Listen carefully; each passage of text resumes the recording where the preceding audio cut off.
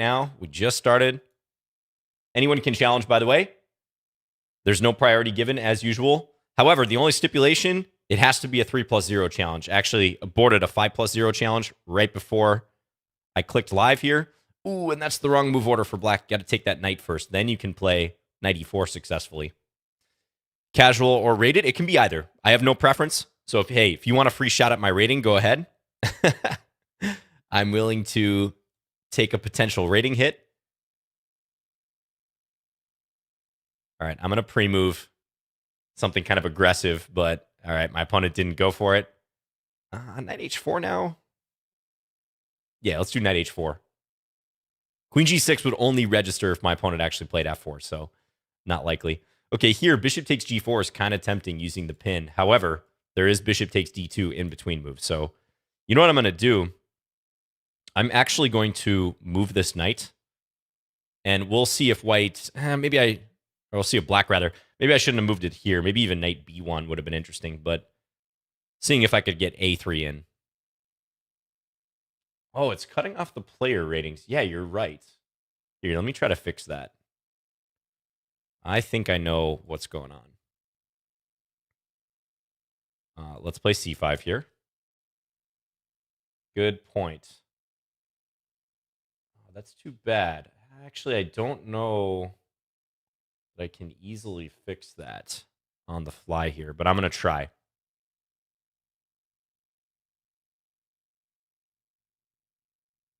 Hold. Troubleshooting here on the fly. Oh, there we go. Now we're bringing it back in frame. Hey, you can see the material as well, but I'm going to cover that with the webcam. I know some people request that, but it does take up valuable webcam real estate, so we're going to get rid of that for a second. Okay, let's go knight d4 here. I'm going to take aim at this pawn on e6. Hello, Play for Fun. Greetings to Ocean Chess Kid as well. John, did you see the guy fall over while losing to Petrosian? Yes, I did. I saw that clip that made the rounds online. Pretty funny. Paul Tekloff. That was great. That's such a fun tournament to follow, the World Blitz and Rapid. The only thing about that tournament, there's almost just too many games going on at one time. You know, you could, a couple weeks removed now from the event, you could still be dissecting the games. There's so many hundreds of games played in that particular tournament.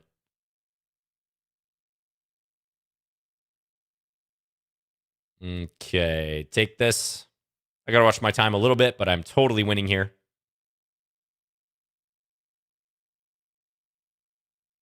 Take that one. I have a little trick on the way. Here I can go bishop takes, or maybe even more direct bishop e5 with the pin. And we pick that up. Check. Black has to give up the queen.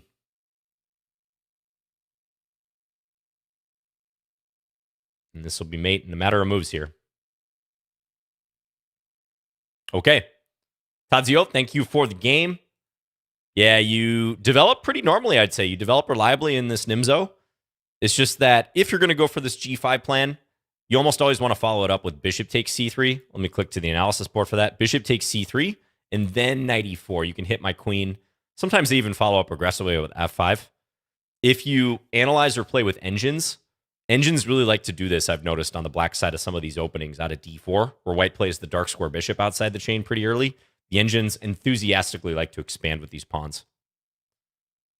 But yeah, knight e4, can't come back from that move. That is a pure piece. But thank you for the game. I appreciate it. We're just getting started here, so settle in, everyone. Grab your favorite snack, favorite drink. All right.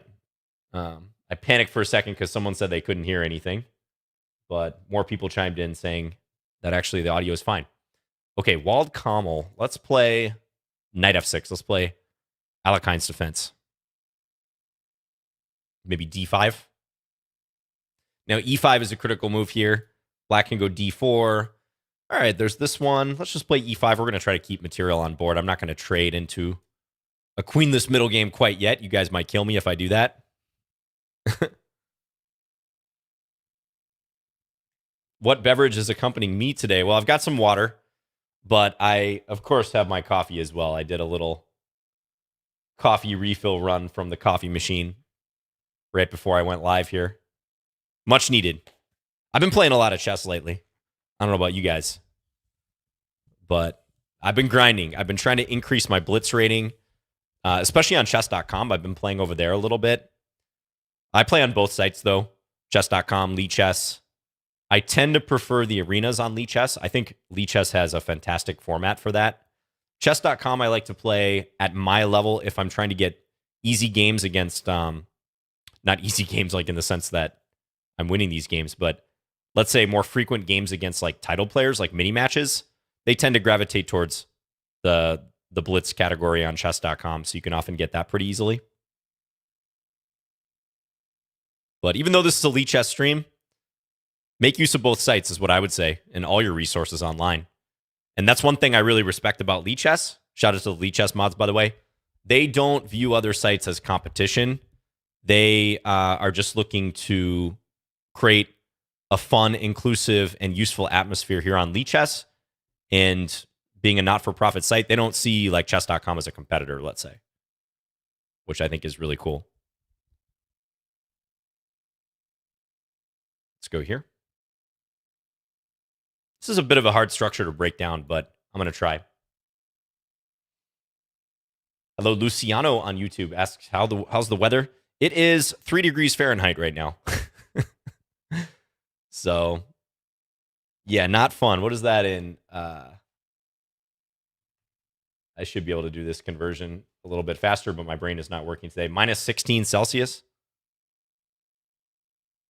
It's been below zero quite frequently recently.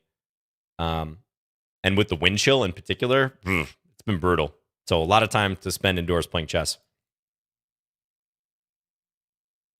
Now, this knight is unguarded, so I got to watch stuff like knight takes e5. However, I did see that at the end of this line, the pawn on d3 is kind of weak, so hopefully that's fine. Now, which way do I take? I think I want to take this way. So here, I might be able to go here, actually.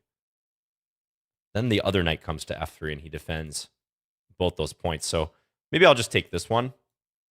Bishop takes, and then take here. Okay, now, this piece is undefended. I think it stands to reason white might view f4 as a good move here. But what is f4 going to run into if white plays it? I don't know if white will do it, but I just have this sinking feeling like maybe it'll tempt them. Yes, very good. f4, I'm going to play queen c5. And we're going to get a fork here. That might be a tactic too, like if white moves this rook d1, let's say, I take f2. And this, or even queen c5 first, perhaps.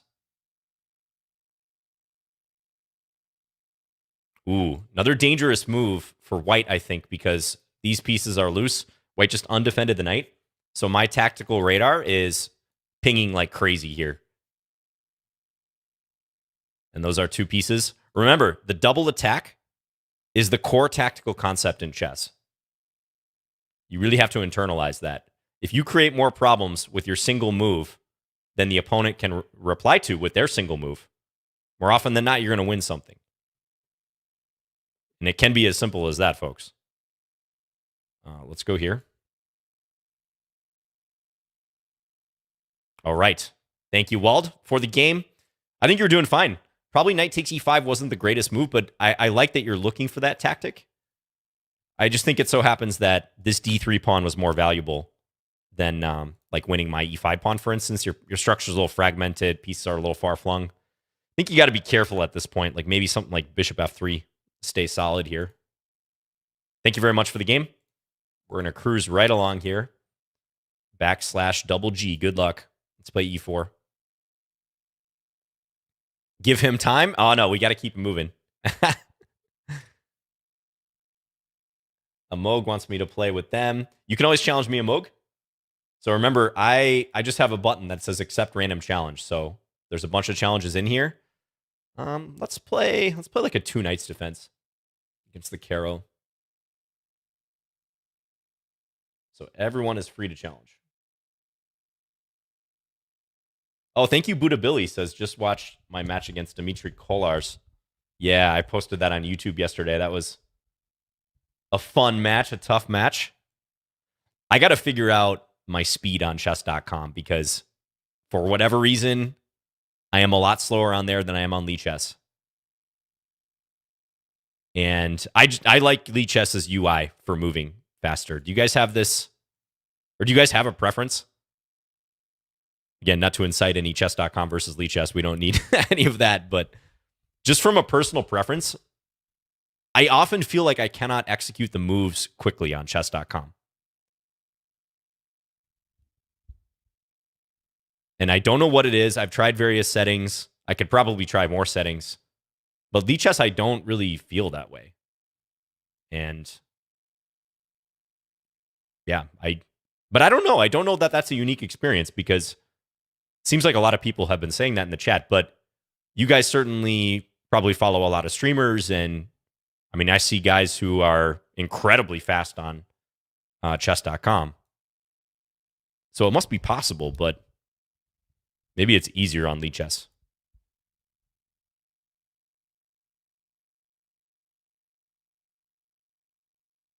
That's a good point, Harry Taylor. Says Lichess loads better for moving.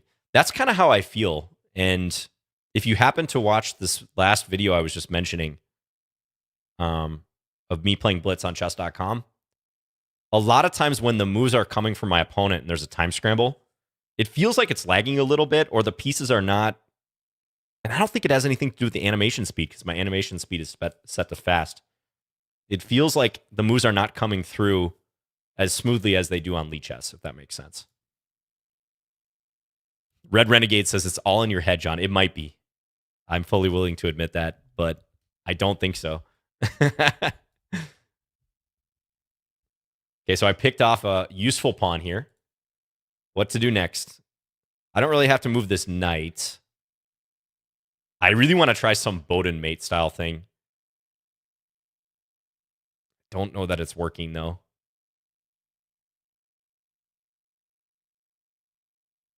All right, let's go here.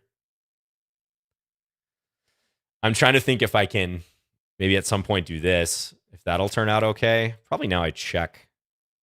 Yeah, let's give a check here. Just keep that black king trapped in. Prevent the black king from escaping on the dark squares. Scala is known for being very responsive. Nice. So that's the language Lichess is built on, right? Maybe a time scramble / mouse lesson with Andrew might help. You might have a point. I might just have to go over to Andrew's house and be like, dude, I'll pay you whatever you like if you can teach me your mouse speed skills, or at least impart some semblance of wisdom on my lack of mouse speed. Tell me what I need to fix. The teacher becomes the learner. Yes. Full circle.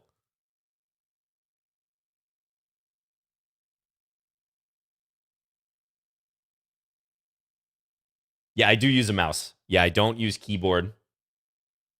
I don't use touchpad. By the way, you guys out there who play on mobile are crazy. I don't know how you do that. I don't know how it's feasible to play well, especially if it's like a true like small mobile screen rather than like an iPad or something. It's massively impressive.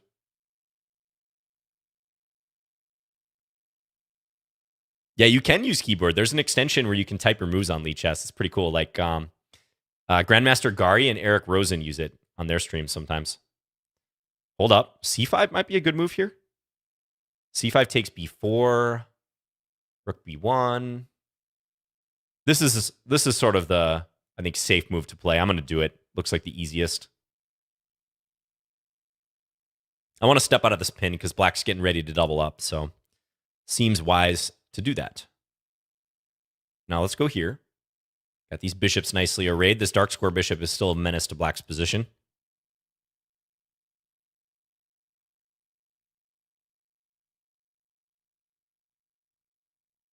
Yeah, I've never played from like a tablet either. Just casually. Like if I don't know. if a friend or something hands me their tablet and is like, hey, what do you think of this? I would try some moves. See if I can play some puzzles or something, but I need a nice big screen, nice big monitor for optimal performance. Ooh, I have queen takes or pawn takes. We got to go with the pawn mate, right? All these squares covered around the black king.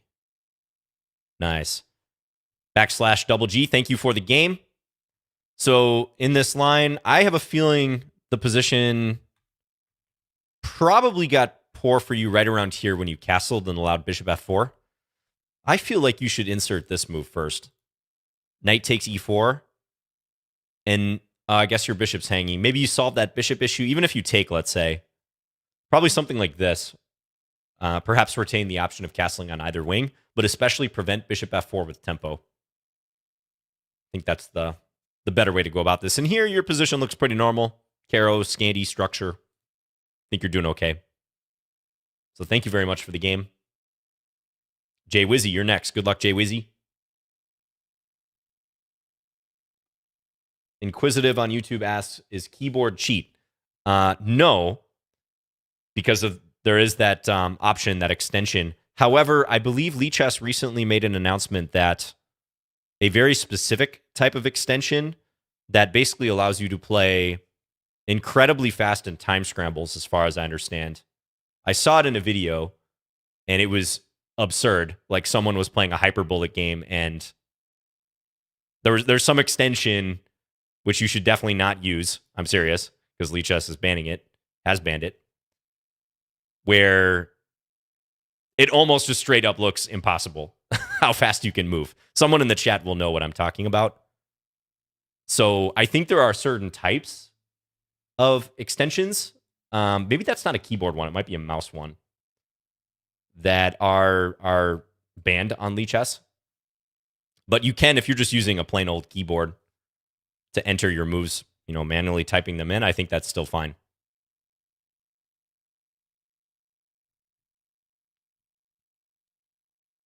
Tadzion says, Andrew uses an extension that makes Korobov comment the game. Yes, he does. Yeah.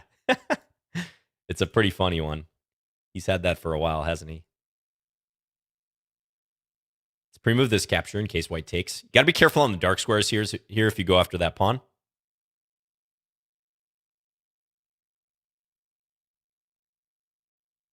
All right, so white comes back and guards. That seems pretty responsible. Now, what should I do here? Maybe knight c6? Let's develop.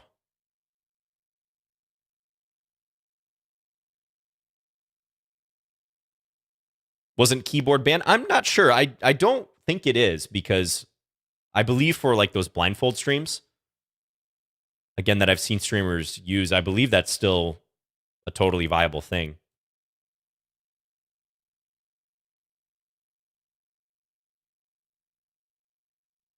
Oh, really? Interesting. Okay, well, I'm taking material here. Let's bring this back here. I don't know if I want to stay in opposition to white's queen on this rank, because then if I castle, I got to watch bishop h7 stuff with my queen undefended on c3 on the same rank as white's queen. What do I do for a living? You're watching it, man. I do chess for a living. I've been full-time in chess since 2011. Yeah, 10 years now. And I mostly teach and create content. So, yeah, I definitely consider myself a chess educator. It's kind of my biggest role in the game. Private lessons, YouTube, Twitch. I haven't played a tournament in 2 years, which is a bit of a shame. But hopefully I can resume that sometime this year. Okay. I think white's trying to double up. I was tempted to go queen a5 on my previous move to eye up that rook, but now that wouldn't make much sense. Let's play... how do I want to develop here smoothly? Let's go d5. I think d5 is pretty reasonable.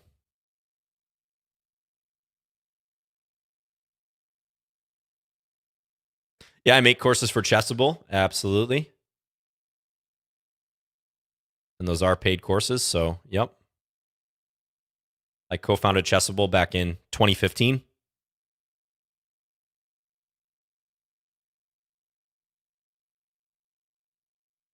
Let's go here. Just completing my development. Now, white is stacked up here, but it's not going to amount to anything, unfortunately, for white. So we're hitting the queen. I might play queen c6, go after g2. Might just play c3 as well. Or even a solidifying move. Okay, and Jay Wizzy resigns. Thank you for the game, Jay Wizzy. So, yeah, roundabout here, bishop g5 is considered suboptimal. I think you should just castle here. Castle kingside, and then decide what to do with the dark square bishop. After bishop b4 and I take on c3, you might be able to claim some compensation here. But your dark square bishop is the piece that you want to retain and try to cause some problems with. And yeah, as it stands or stood in the game, you blundered here. This was the big blunder, allowing knight takes d4. So I think probably knight takes c6 or knight e2. Those moves come to mind here. Maybe knight e2, because on knight e2, my queen could be a bit of a target. And actually, the computer likes knight takes c6. And it says you have great compensation. Queen takes, excellent compensation, actually. e5. That is the slightly dangerous thing about black taking that pawn early on, because you can see I have a lot of pawns on light squares. That means my dark squares are Swiss cheese. But even still, I would have castled first. Thanks for the game, Jay Wizzy. We've got Alex next. Let's play g3. We're getting flanky. How many GM norms do I have? I have one GM norm. I earned it in 2013 in a tournament in St. Louis. Thank you, Luciano. That's very kind of you to say that. Okay, we're playing King's Indian attack style, e4. Now, if you're black, gotta watch out for e5 in the near future. Now, let me think here. I might be able to do something against this move. Knight c4 is very tempting. I'm going to do it. It allows this, but I think after knight g5, black's going to have too difficult of a time keeping this together. Now something could happen kind of similar to that Caro-Kann game where my bishop gets here with tempo. Maybe I play knight d6 here, although the e4 pawn is still hanging. So, interesting position. You know what? I'm just going to go here, and then I'm going to play my rook over. We're going to guard this. We're going to avoid a queen trade. This is awkward for black. So I'm playing the rook over with tempo. Maybe the queen will be banished to the e8 square. I see some lines where black gets pretty bottled up there. I don't know if I can win material per se, but it's going to be unpleasant for black. Hello, Andy. Andy says, John, you have to be top 50, maybe top 100 IMs in the world, right? In terms of rating, at least. You know, my FIDE rating is not as impressive as maybe some of my online ratings. My FIDE rating is 2446. That is probably average to slightly above average for IM, I would say. Probably it's slightly above average, although not significantly so. Because although 2500 is the baseline rating for Grandmaster, I think it stands to reason, like most IMs probably cluster towards the lower 2400s, and there are, plenty of IMs below 2400. So let's go here and use the pin now. I don't know what I rank in the world for IMs. Maybe top 100, maybe top 50. I actually have no idea about that. It's an interesting question. Okay, we're going to take this now. Hikaru said you should be a GM. Shahade apparently as well. Yeah, that's very kind. Very kind of them. I'm going to go bishop f6, I think, here. I'm going to play bishop f6 and maybe e5. A rare compliment from Greg, says Tro. Yeah, exactly. Play d5. Do you casually insert your chess rating when you go out on a date to impress? No, not at all. I very rarely mention chess initially. I think it's more interesting if someone I'm seeing just finds that out. I mean, they will find it out soon if we go out on a date, but I'm not putting it in my my Tinder profile, let's say. If I do, I might have like one mention of it or like a picture or something chess related, but I don't want chess to be my entire identity, even though I do spend a significant amount of time on it. Tempted to go here, but that can't possibly be working. I think I should just go here. We'll step out of the alignment. You like my board design? Thank you. I even wore the shirt to match for today. Thank you for letting me know, Boss Rudin.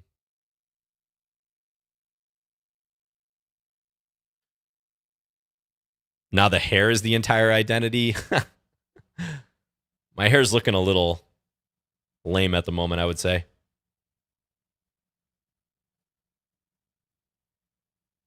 It's my signature style, though.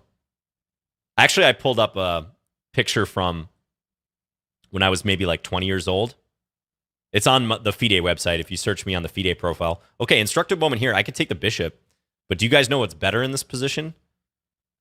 I'm going to take here, and hanging rook alert when black takes back, I check like this, and then we can go win the loose rook. But yeah, I pulled up a picture that's on my FIDE profile when I was probably like 19 or 20, and I said I have to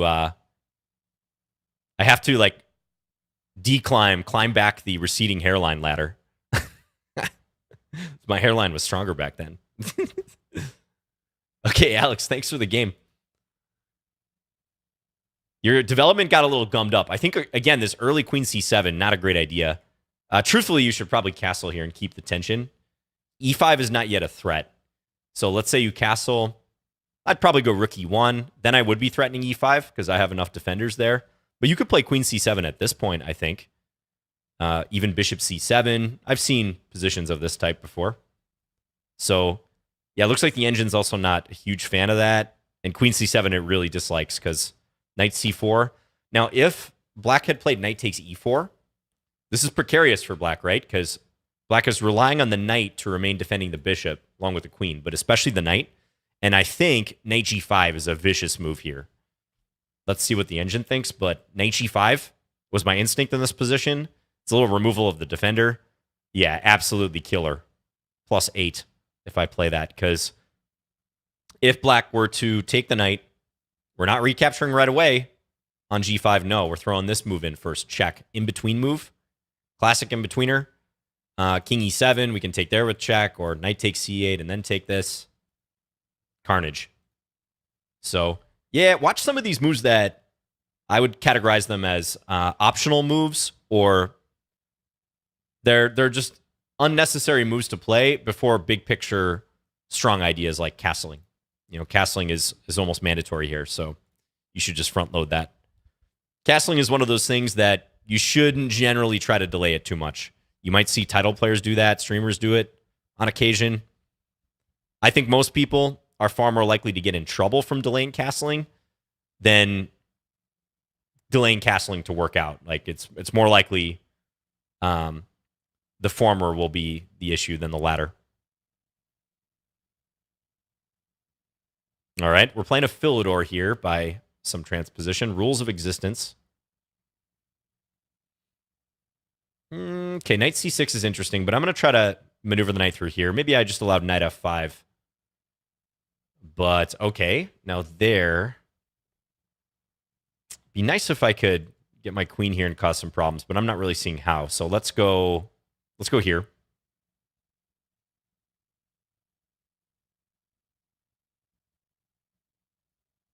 Hello, Apocalyptic says the hair ladder only goes one way, unfortunately. Yeah, you're right about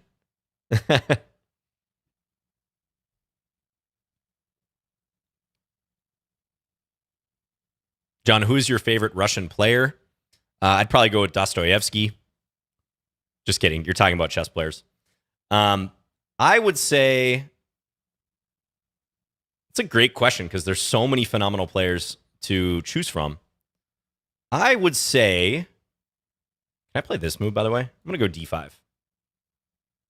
Of all time, I think Karpov, Kramnik being a very close second.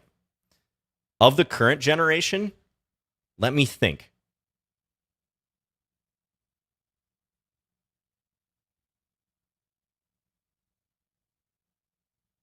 Man, yeah, there's a lot to choose from, the current crop of players. I actually like Artemyev a lot. I really enjoy looking at his games. He's a beast. Peter Svidler's games I've always found to be instructive, even though I don't really have a style similar to his. Okay, now my knights are swarming here. And if white goes to h5, they're going to lose that queen. Who else?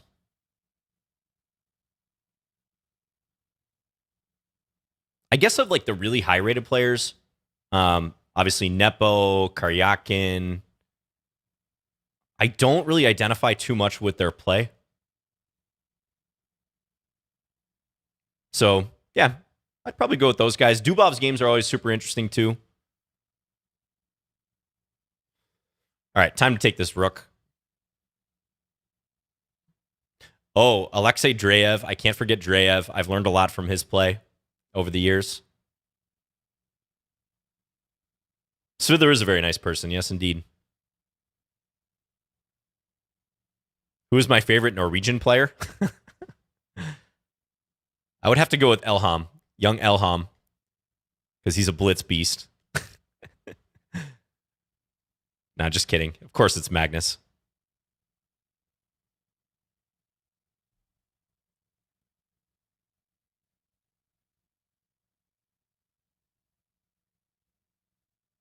Dreyev was the one who called Magnus not a real chess player. Yes, unfortunately, he did say that. And he's probably still living that quote down, because you guys might have noticed that him and Magnus played in the World Blitz and Rapid. So, yeah, that was a freezing cold take on Dreyev's part.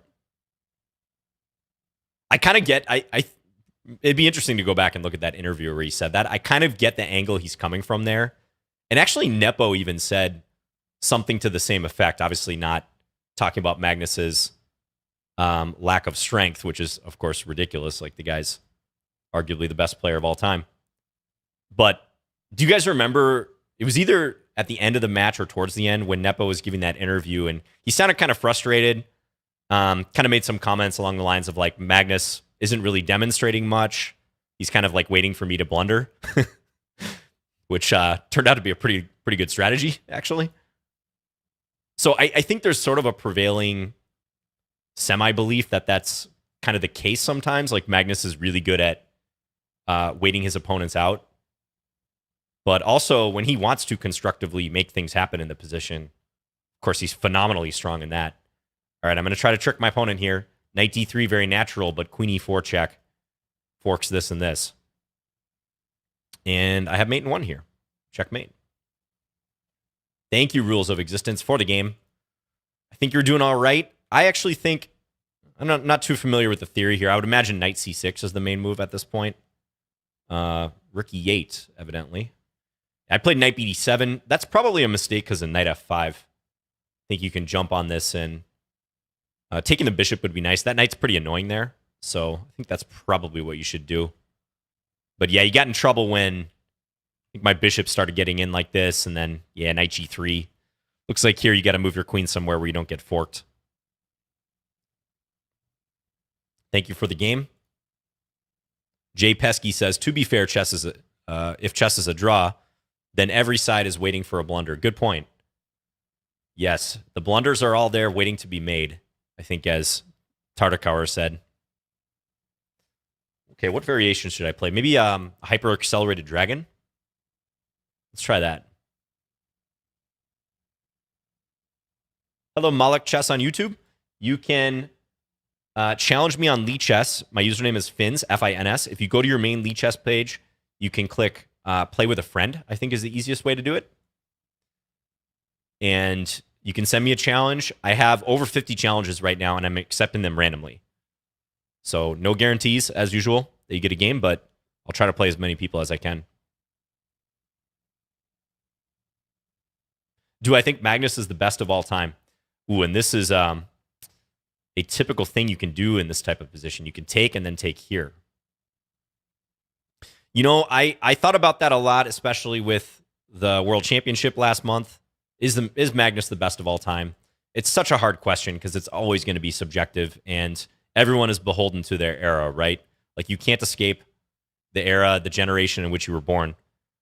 My feeling is Kasparov still has a pretty good claim to GOAT status as of right now, just because of how dominant he was in a very competitive period in chess in the late 80s and all throughout the 90s. But I do feel Magnus is right there. He's also in a super competitive era, probably the most competitive of all. He hasn't had as long of a world championship reign as Kasparov. But I feel if Magnus defends one more time, especially against someone who's just super up and coming, like Ali Reza would be the clearest example. If Ali Reza continues improving at a impressive trajectory, even if it's not necessarily reflected in the rating, because obviously his rating improvement is probably going to slow down, being 2,800 now. But if Magnus can defend against like a very up and coming, strong Ali Reza at like this time next year, let's say, I think that might push Magnus to the top of the perch with GOAT status. But it's real close. And again, it's always going to be subjective. But to me, Kasparov is the only player who comes to mind that would like rival Magnus for that. How do you guys feel? I think Karpov was actually super dominant as well, but a guy named Kasparov came along, and if Kasparov hadn't come along, I think Karpov would have remained world champion for a number of years. Hello, Ahmad on YouTube. Thank you very much. Says he's a big fan. Thank you for tuning in and for supporting.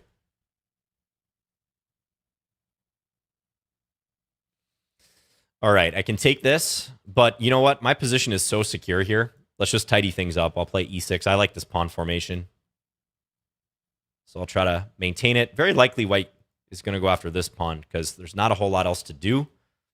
But again, I don't have to be in a rush to take this. This pawn's a sitting duck.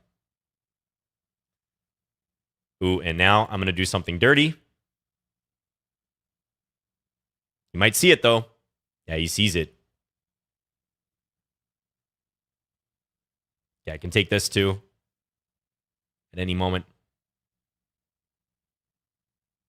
Okay, now if takes maybe here, here, something like that. Let's just solidify this up.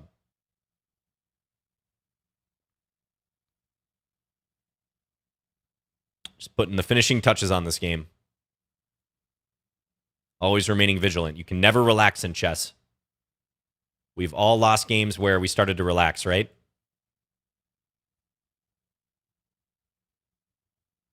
Okay, he's being very receptive to the fork ideas in the position, which is good.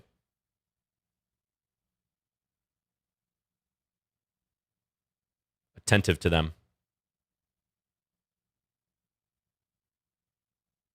Check. All right, let's just force the rooks off the board. And advance the pawns. Here come the pawns.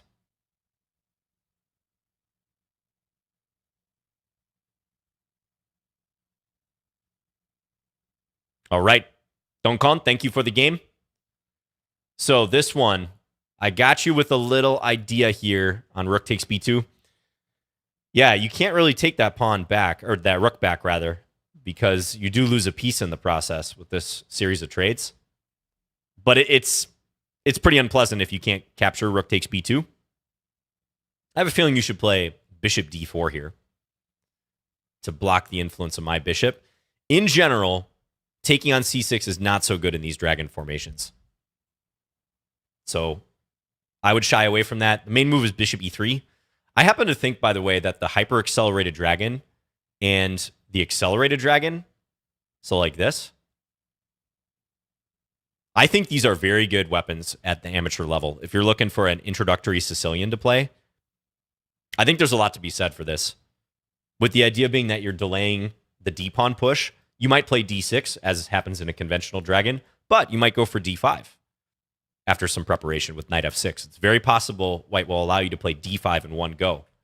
So I'm sure some of you out there play accelerated and hyper accelerated dragon. But yeah, it's a pretty legit weapon. Wait, how is this possible?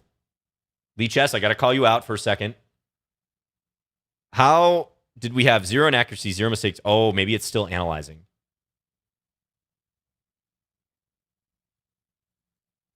Because, you know, Rook takes b2, for instance, is just a blunder by white, albeit in a difficult position. So I don't believe these stats.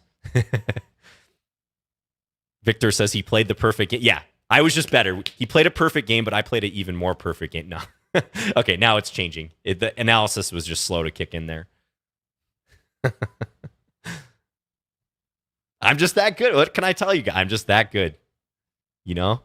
I know it's demoralizing for my opponents. 12 average centi pawn loss. You got to come better than that. All right. Good game. Caro-Kann. Thank you very much for tuning in today. And maybe we'll get another game in the near future. Sherlock, here we go. 2388. All right. I definitely have to focus for this game. Charles says, hyper accelerated confirmed as best ever. It's pretty good. Yeah. Sherlock, are you there? Saying the username never fails. All right, let's play another Sicilian. Play this variation. I like going A6 here. This fits my repertoire because I am mostly a Kann and classical Sicilian player. And in the Kann, A6 is a standard move. So if white ducks back into a standard open Sicilian, it doesn't cross my repertoire in any way. Brag about it some more? I might have to.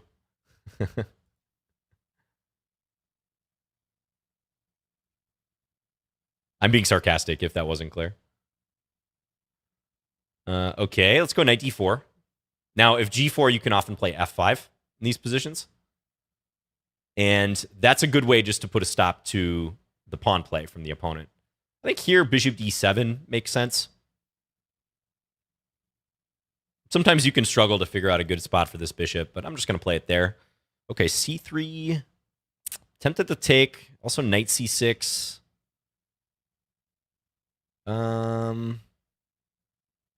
Let's go knight c6. That seems pretty normal. Yeah, 3+0. 3+0 is the challenge. Always is.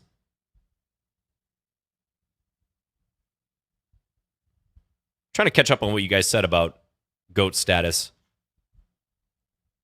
It's always an interesting debate, albeit one that's just, at the end of the day, remains subjective.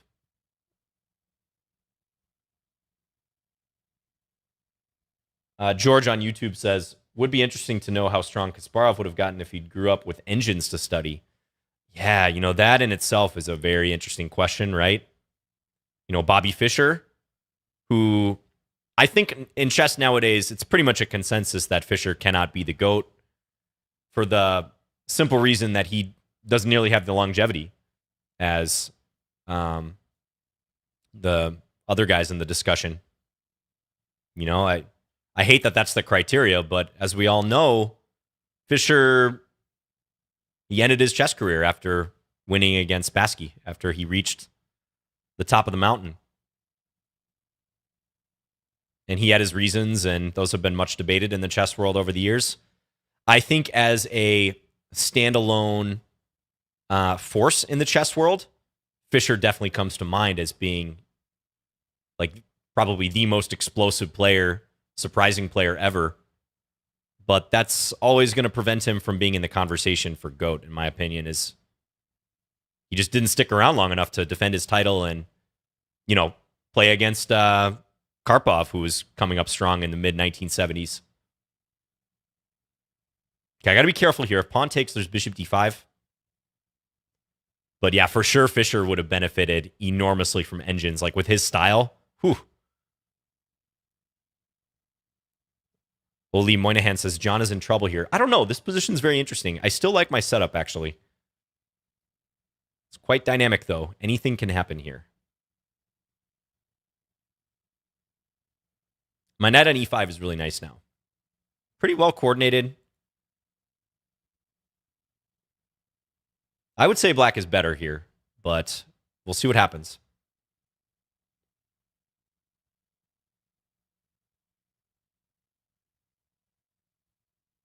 Okay, knight h5. Might just sidestep now. You can take bishop h6 maybe, is the plan. So maybe I will infiltrate. Maybe this is a better move. Yeah, let's do that.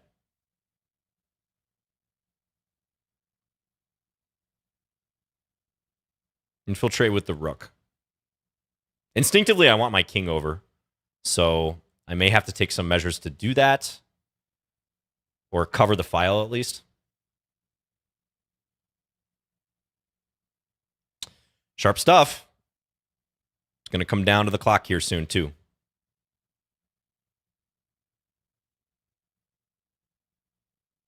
Queen e1, and it's an interesting move now. Bishop e4. Okay, h3 is hanging. But this bishop is kind of holding White's position together. Should I take? I'm going to do it, even though it allows bishop d5. I am willing... Wait a minute. Okay, let's do this. Queen h5, I'm going to go here. I know he has bishop h6.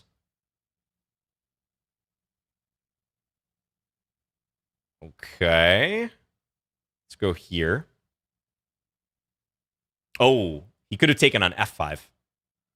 He actually had the capture on f5 there. Now I got to be very heads up because I might be losing.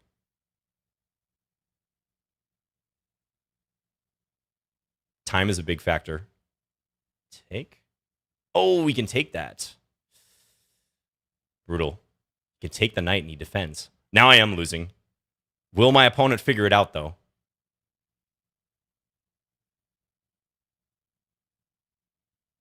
I'm busted here. He's not seeing it. He's not seeing that he can take the knight and guard here. Okay, now I'm going to save this. Now I'm going to flag him.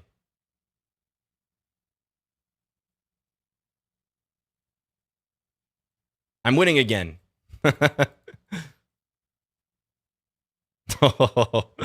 Sherlock, good game. You had me dead to rights at the end there. I think you conducted that attack really well. Somewhere right around here was critical.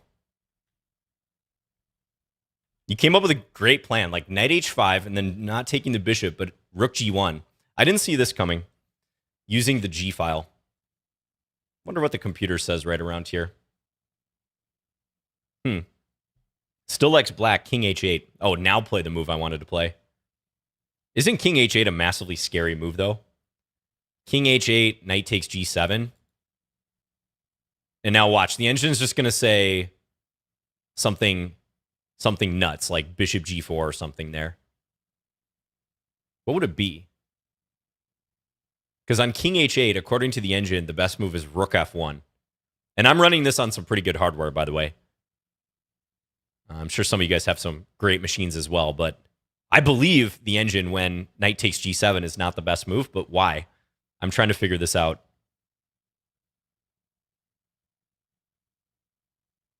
It can't be just king takes g7, right? Like bishop d5. I mean, maybe. Nah, that can't be it. Here, what's the deal?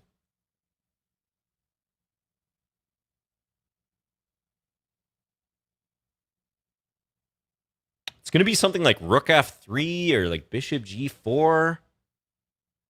Queen d8, says Jay Pesky. Knight takes e6. All right, in the interest of time, we're going to have to look. This is -4 for me, and I don't at all understand why. Oh, bishop takes h3.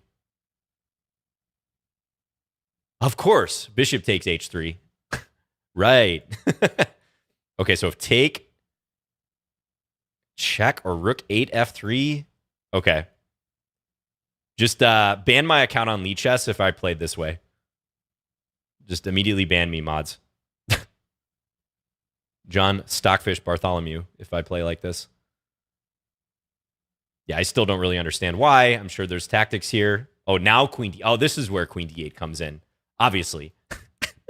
Return to home base to threaten queen h4. And it's either mate or white has to give up a massive amount of material. Okay, yeah, just a super complicated position. Likes queen d8 here. The lesson is always play queen d8. That's why I play the queen d8 Scandy, by the way. Okay, very interesting game, Sherlock. We can analyze this one for a while. But yeah, I think this position here, too, crucial. It wants me to play bishop e5 now. Still really, really complicated. And you found a great way to play here with queen coming in. Just the thing you missed, Sherlock, and time pressure. Maybe a couple things. Bishop takes f5 was possible here, as I had just interfered with my defense. And just the big thing, I know we're both like under 10 seconds, 15 seconds, whatever at this point. You could play this, and you could actually guard queen takes e4 in the process. That was the big threat I had in the position with my rook sitting on f2, but that would have ended my resistance. So thanks again for the game. Tough one. Hope we play again in the future. Leo, let's go. Play d4 in this game. Yeah, you were right, Jay Pesky. Queen d8 was important there.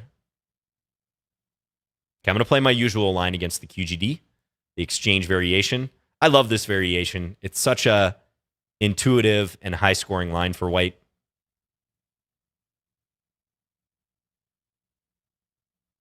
The queen was offside, which was a problem, hence queen d8. Yeah, when you break it down like that, it seems easy. But there's a lot of moving parts in that position.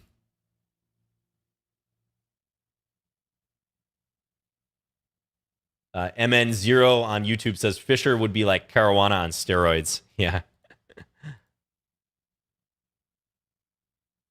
I definitely think there's some older players of the past who are always interesting for the GOAT conversation. Yeah, some people cite Lasker sometimes, who is the longest reigning world champion. I think Lasker was world champ for like 26 years, 24 maybe. But again, totally different time period. Lasker was not obliged to defend his title every 2 years. It was pretty much, defend your title against the highest bidder. Capablanca, I think, was an absolute phenom, total force. Capablanca's games are some of the most accurate in chess history. If you look at the totality of a player's playing experience, their resume. So he's always up there. But for me, I think Kasparov, as it stands right now, still slightly keeps that post over Magnus, but I think Magnus is like right there. And if Magnus hits a couple of these like stretch goals, like maybe 2,900 classical, he's mentioned that's a big goal for him. I think he's starting to get into undisputed territory. Sharkbait says, I like Morphe. Ooh, yeah, Morphe. Morphe, too bad he didn't have a chance at becoming an official world champion, but the de facto world champ for sure. Back in the mid to second half of the 1800s. Yeah, Fischer and Morphe, I think two players of their generation who just stood head and shoulders above everyone else for a period of time. Also relatively short careers. I mean, Morphe was essentially retired from chess by age 21, 22, which just always blows my mind how much he achieved in such a short period of time. Especially traveling to Europe and playing most of the best European players, going to Paris and playing in the Café des Régents against the leading players of the day.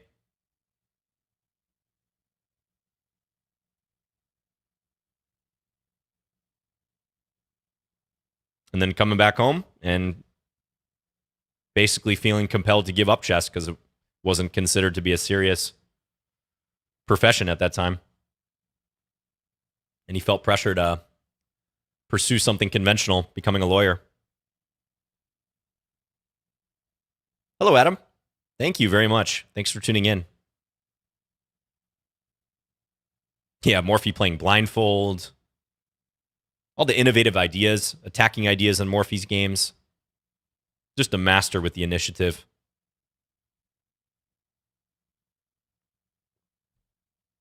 Ooh, my opponent's in serious time pressure. I didn't realize how long they were thinking here.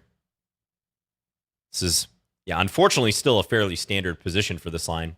There's nothing too crazy going on here. Black's actually fine. I mean, this is a totally acceptable position for black. He's going to put his knight on c4. I think I should actually play something like this to try to destabilize things. So there is this knight a3 move. Let's see if black finds it in time pressure with 2 seconds on the clock.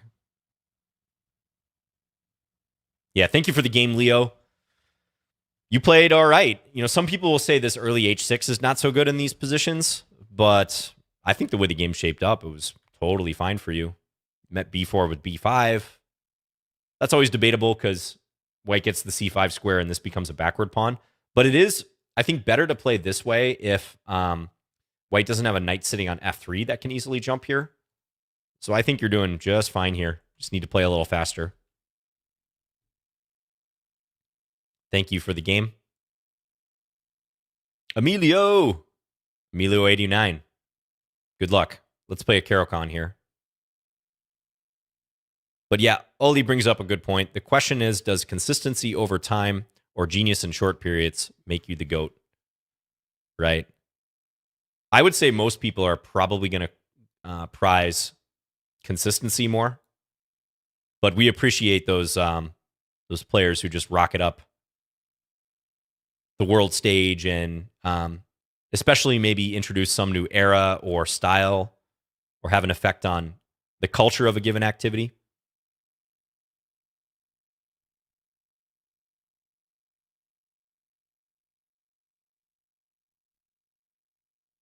Good evening, Brian, by the way. e5 is an interesting little move to play here because it threatens queen h4. White has to be on guard against that, and unfortunately they weren't. Knight f3 is the move there to guard against this.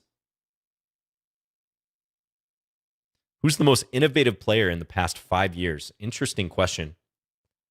Especially nowadays, it's getting harder to put your unique stamp on chess culture, right? I was thinking about this the other day.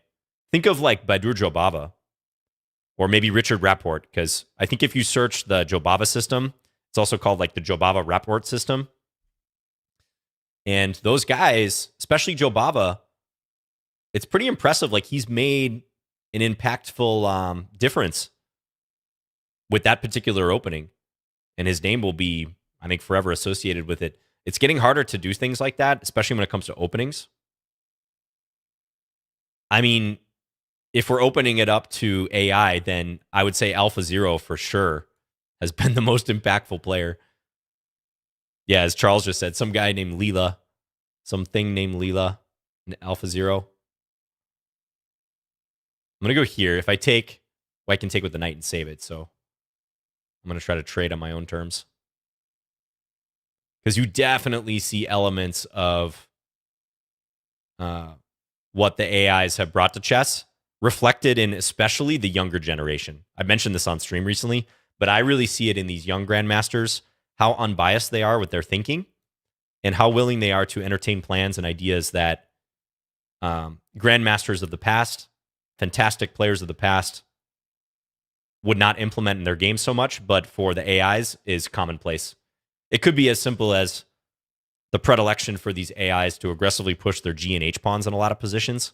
I see a lot of these young players doing that with no reservations because they know AlphaZero, Leela approve of it, and therefore it's become canon. And they've seen lots of examples where it works. Oh, I thought this move self-mated white for a second because of bishop d3, but there is king e3 at that point. Let me think here. I want to get this bishop in the game. It's not quite ready, though. I mean, I guess I just go check and win the bishop. There's also d1, d2. Yeah, this is not close to mate whatsoever. Exactly. Yeah, something pretentious. Notice that as well. Okay, but it was good enough to induce resignation. Thanks for the game, Emilio. You played the so-called fantasy variation of the Caro, this f3 move. This is an interesting line. Black plays all different stuff against this line. E6, queen b6. I want to say e5 might be a move too. I always learned like this was the way to handle it, but this might be an old-fashioned line at this point. But yeah, you got to understand that queen h4 is a threat here. So knight f3. is the move, and I think black usually goes here. Dynamic positions, though. I definitely wouldn't recommend the fantasy variation for like lower rated players. If you happen to really like the line and have looked at it, that's one thing, but I mean, it does kind of fly in the face of general principles here. Pushing the forget about it pawn early on. I think you really got to know what you're doing in this position. Exactly, Yazers. But bear in mind, I'm a guy who plays the Scandinavian, although I don't recommend the Scandinavian to everyone. By the way, Bloodbath McGrath. I remember you. We've played 3 games. Okay, let's play b6 against this.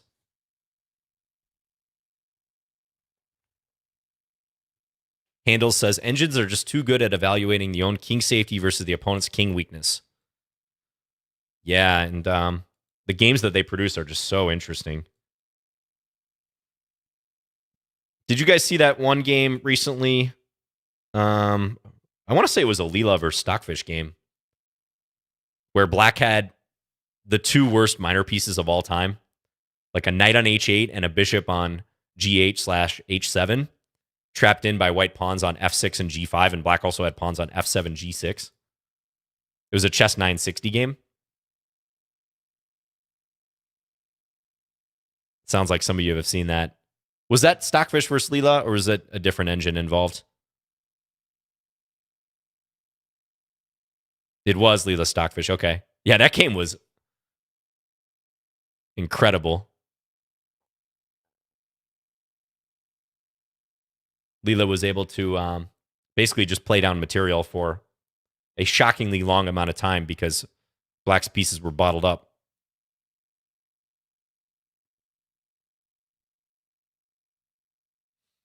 Okay, let's take with the pawn. I'm going to try to keep control over this square.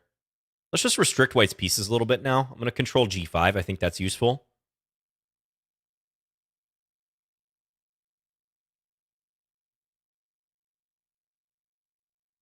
Yeah, I think Leela sacrificed a piece early on in that game, right?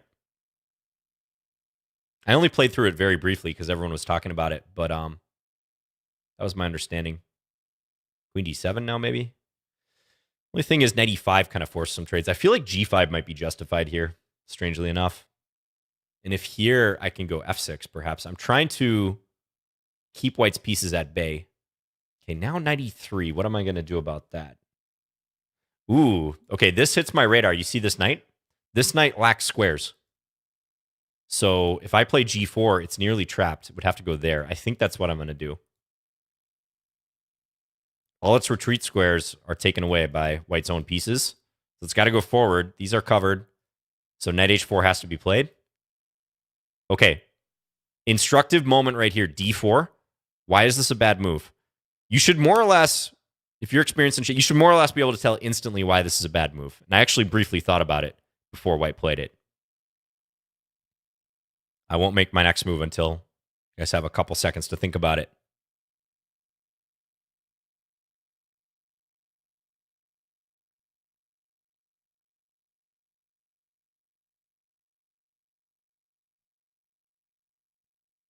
Yeah. We take on f3, white takes f5, and then we take g2, and we win a piece. So white was relying on an in-between move, but it didn't work because I was able to create another threat. And now Bloodbath McGrath just takes back. Kind of tempting to do this, but probably not the best. White can go there, so let's take here maybe. But then I can take... Okay, I'm going to play this move. Trying to load this up. We're trying to boot. We're booting up for knight takes d4 in some capacity. Oh, and this is going to be fun. We get a massive fork, a mega fork. Queen, bishop, rook. Maybe I even play queen takes f3, depending upon what white does. Maybe if here I go... Now, that would not make sense. Maybe c4, though. But probably just knight takes f3. Looking for some other way to handle this, too. c4 is definitely interesting. Let's go c4, because I see something that looks pretty vicious and strong. Queen f3. Yeah, now I'm going to take, then go d4 and unleash that light square bishop down the the diagonal.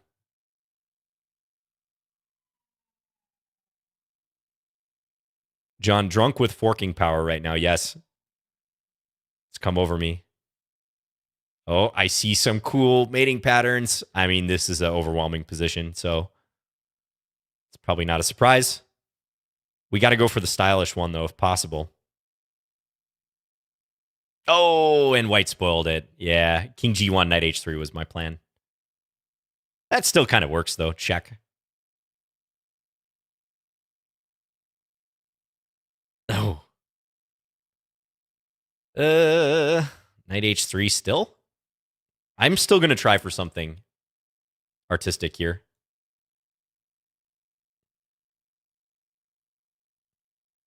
It's a little hard to engineer, though. I only have 13 seconds, so I got to keep that in mind as well. This is how you lose. You get caught up in the beauty of your position, admiring the view of your own position, and then you lose.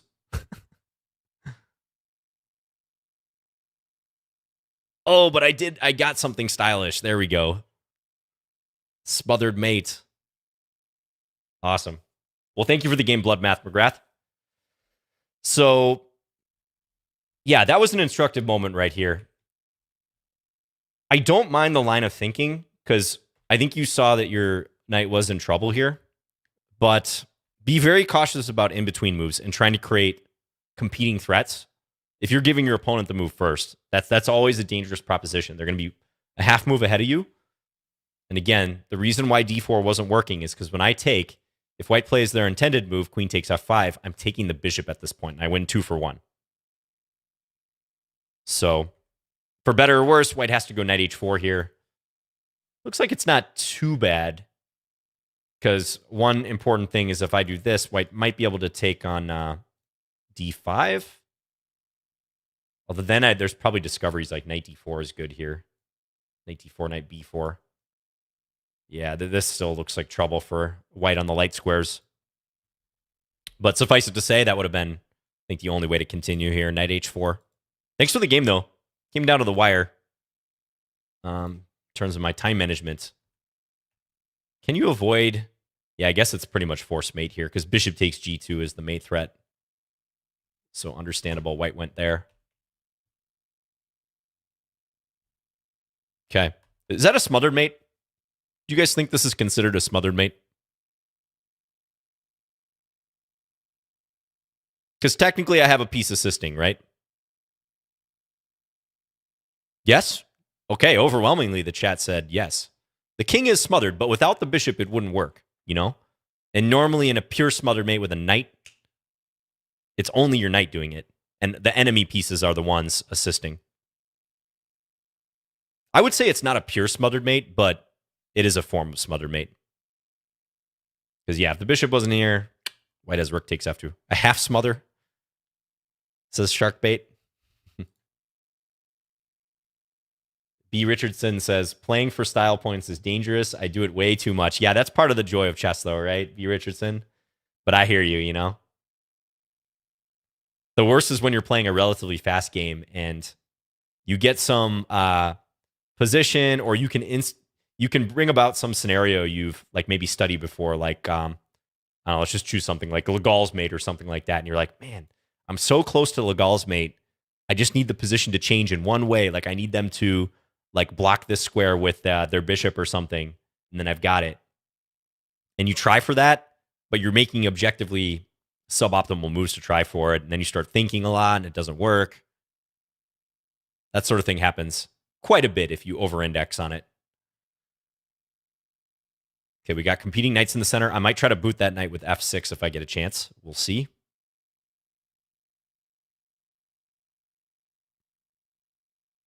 Shadow says it is a smothered mate. I should probably know this because I did make the videos for the checkmate patterns manual on Chessable. So I studied those patterns quite a bit. But there's some like borderline cases where there may not be like a absolute strict definition of something. Now e6 looks tempting, but that would run into g4. So I think I probably should play f6 here and boot the knight. I kind of block my own bishop, but that's okay. All right, knight g4. If h5, the knight's coming to f2. So now I think I should actually take this one. And I'm going to play f5. Anchor the knight. How okay am I with white taking my knight? I guess I'm okay with that. We're going to capture.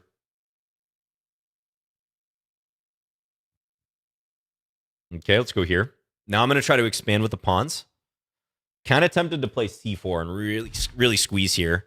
Almost fell back in my chair, by the way. My backrest came out.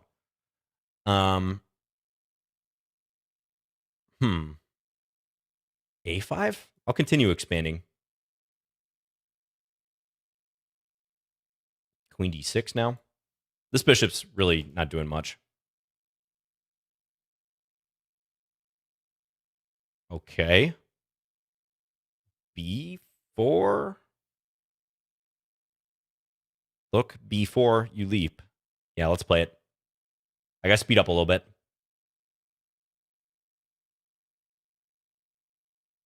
Take the queen. Hit this pawn. Okay, I'm making inroads here. Take here. I don't want this f-pawn coming forward. White's bishop is terrible right now. Ah, but white can get it back in the game if they want, but that's a little bit risky. They could go here. But I take b2. Maybe the rook comes down to c2 at that point. Okay, so we're going to get a swap. Beware. This is heating up. Let's bring this down.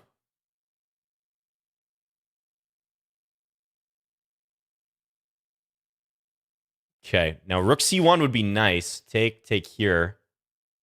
But I don't have a good follow-up at that point, so I think just double now.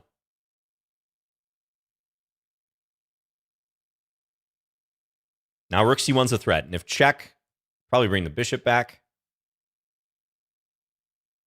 This is the threat, this is the threat. Looks like trouble for my opponent. Maybe not yet fatal, but looks like trouble for sure. Yeah, I think that's probably the only move. Okay. What now? All right, I'm going to chase them a little bit. Let's take. Going to go after that pawn next. Activate the bishop.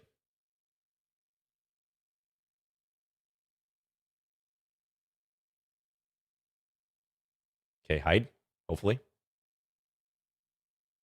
If I go there, bishop h4, is that a concern? It might actually be. I'm going to try to come up this way instead. We're going to give up the h-pawn. Because I don't want to get mated in spectacular fashion. That would not be good. Okay, this is a winning endgame, I think, but it's still a little bit tricky.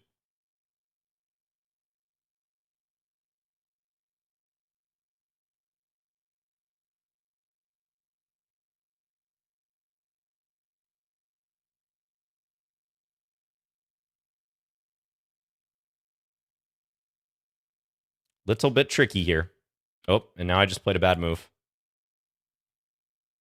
This is mildly annoying. Run this pawn now.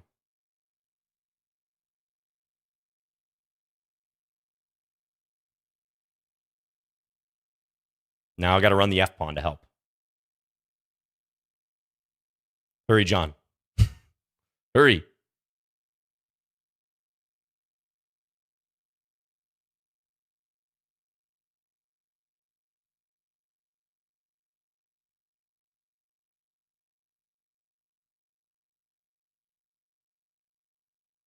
It's a pre-move.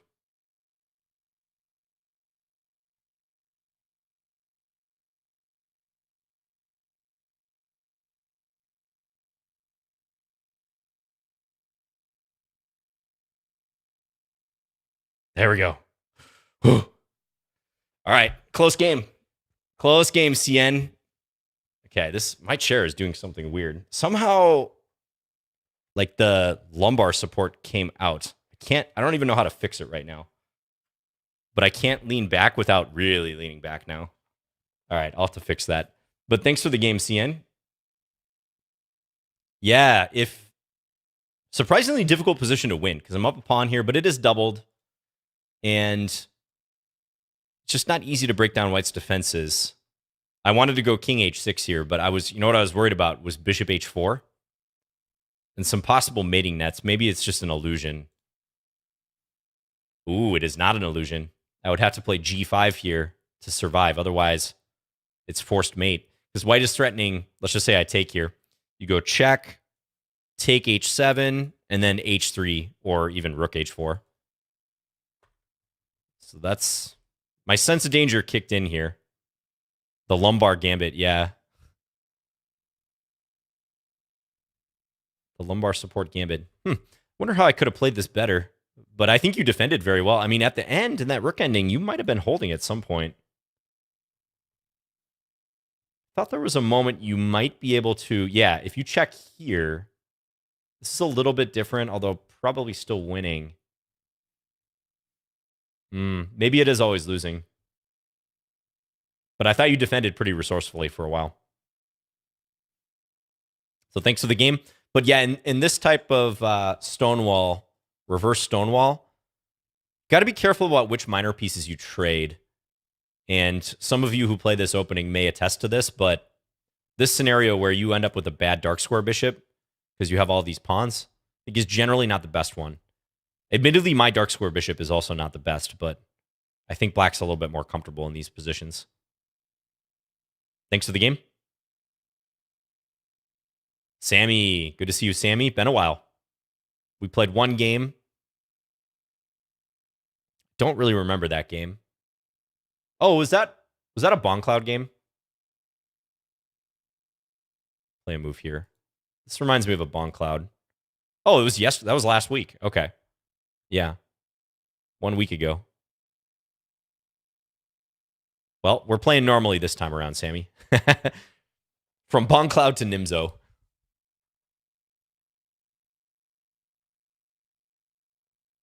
Okay, bishop g5. Yeah, this is what I did earlier. I'll go b6. This is kind of what I played in that first game of the session. Why is the room gone? Says, this try to flag IM culture is sick. Players should just appreciate first being able to play IM and resign once and totally lost position. That's a very purist mentality. I don't agree with that, though. You know, this is competitive. I'm certainly swindling people left and right if I get the chance, if I'm lost. So, nah, I fully encourage people to try to take my head off by whatever legal means.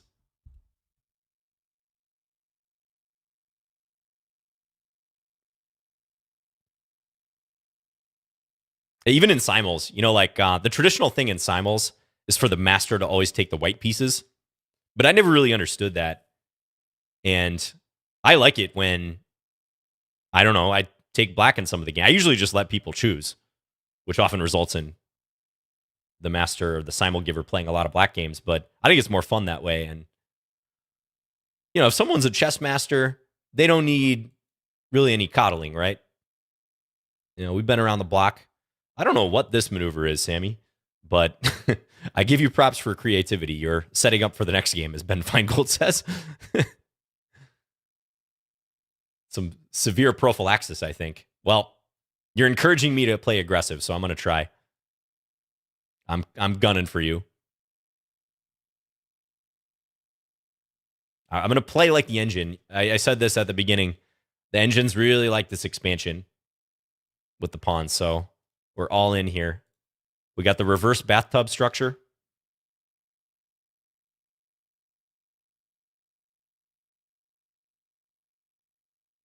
It's an upside-down bathtub. It's standing on its legs to the upright direction. Yeah, he didn't sack on g5. Sammy decided not to, which makes sense. I think that would have been an unsound sack. Ooh, can I trap this bishop? I think I can trap the bishop now. We're going to take here. Then I'm going to send the other knight in. We respawn. And then f4. Oh, he can go queen c1. Now, even here, he's going to have He has one way out, but it's not going to be pretty. So a point here is that the bishop can't go to h4 because I guard that square. Probably the only way I can attempt to do something here is with f3. But I think that might even be worse, to be honest, because I would have a nice pawn established on g3. Okay, let's go here. Would you say the bathtub or the reverse bathtub is the superior structure? That's interesting. I would say usually the bathtub is the superior structure, because with the reverse bathtub, right here, you see how you have two weak pawns, the legs of the bathtub, if you will, e6, h6, whereas with the bathtub, those legs would be, or I guess it would be like the sides of the bathtub are supported a little bit better, and these ones usually stay pretty safe. So that's my advanced bathtub structure analysis. I'm looking for something pretty here, because I'm in attack mode in this position. I think just take with the bishop. He's going to go f3. Or that. Okay, now I might have some ideas. But that weakens the light squares significantly. Let me think. Rook h4. Probably just bring the other rook over. Nothing too fancy.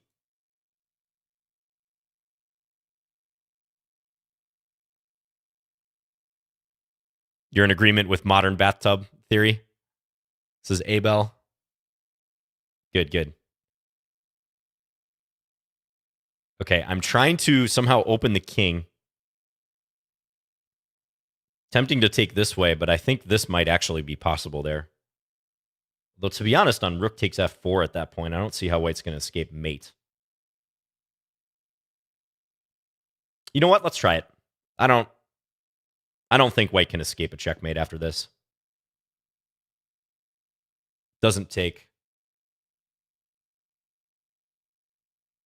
I'm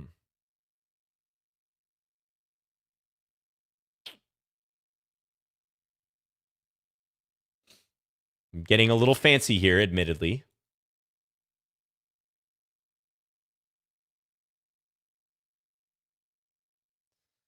All right, let's go here. 21 seconds.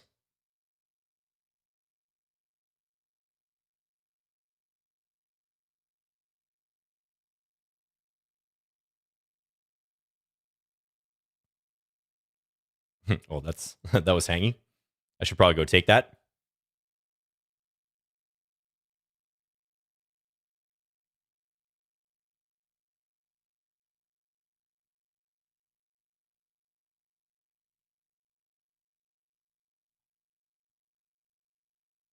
All right. Thank you for the game, Sammy. I tried to, I don't know, find some tactic that may or may not have been working here. But interesting moment with your bishop being kind of boxed in there. But I don't get why you retreated your queen. I don't know if you were worried about knight e4, but this maneuver of the queen back to d1 is not necessary in the position. So you can definitely forego that. It didn't actually hurt you too much because the position was stable enough where you could get away with it. But if you're worried about like knight e4, maybe you can put the queen on c2. That is actually a common thing. Although you wouldn't usually do it right here. You'd usually play like knight f3 first, or you could maybe do it right now, but queen d1 I think is a little bit too much. But thank you for the game. Came down to the wire once again. All right, let's keep going here. Vimalam, good luck. Let's play b3 on move 1. Yeah, that's true, Harry Taylor. I don't know why I didn't think about that plan. Put the bishop on f3, and then maneuver the queen to h3, like the most standard pattern. For some reason, I was trying to look at like a sacrifice on h2 that never really was working out. Like rook f4 to h4, take h2, and then queen h5, queen h1, which is far more complicated than it needs to be. Vladimir on YouTube makes a good point. That is a clever strategy. Says if a GM allows a simul with both colors, then two different colored players in a team can imitate the GM moves, making him play against himself. I think there's a famous anecdote in chess history about that, where some chess master offered such a simul where the opponents can pick the color. He was playing against 2 players, and they convinced the master to bet like a large amount of money on it, saying that they could score at least 1 out of 2 against him, provided that, they could choose the colors. And they did exactly that, according to the anecdote. But then the master like one-upped them, and what did he do exactly? It's a story I read many years ago. I think the master like played as normal and then realized what they were doing and offered them at some point when one position was looking desperate for one of the colors. Let's just say the position transpired where it looked like white was going to lose. He's going to play for f5, by the way. And he offered to switch sides and play white's position in both games. And the bet was arranged as such that it was decided by the winning percentage would determine the amount of money awarded in the bet. And supposedly the 2 players got greedy and they're like, oh, we don't even have to split this. We can actually like scoop the entire thing and win both games. But the master had foreseen what would happen and ended up turning the tables and winning both games.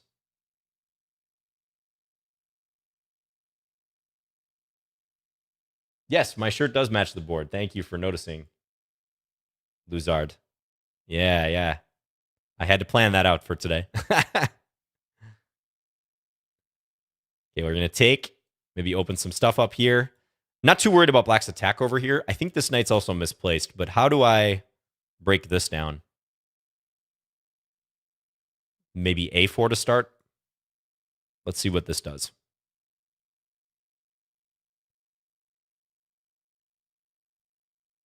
Lichess says, nice one. Reminds me of the 4-player story involving Caro-Kann and Shirov, where 4 GMs copied each other on 2 adjacent boards.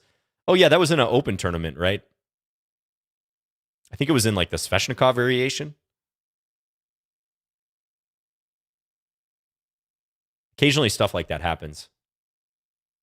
All right, threat here. Bishop takes or pawn takes. I'm going to take with the pawn, I think. And on bishop takes b3, I might play just queen d4. Centralize, attack this.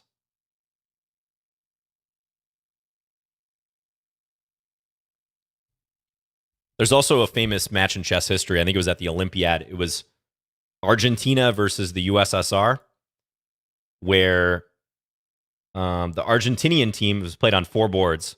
The Argentinian team introduced a new gambit, or not a new gambit, but a new line in the Sicilian. This h6 and g5 variation in the bishop g5 Sicilian. And it was played on, I think, 2 of the boards. That would probably make sense. I don't think it was 3 boards. And the Soviet players had all encountered this for the first time and basically refuted it on the spot.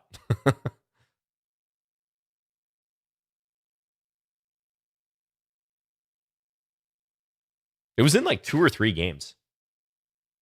How would it be 3, though, if it was a 4-board match and it was the Argentinian players doing it? I want to say it was 3 games, though. Okay, this looks a little scary, but how does black actually do anything here? I am up a pawn, and I can start attacking like these points later. Queen c5, queen b8, maybe.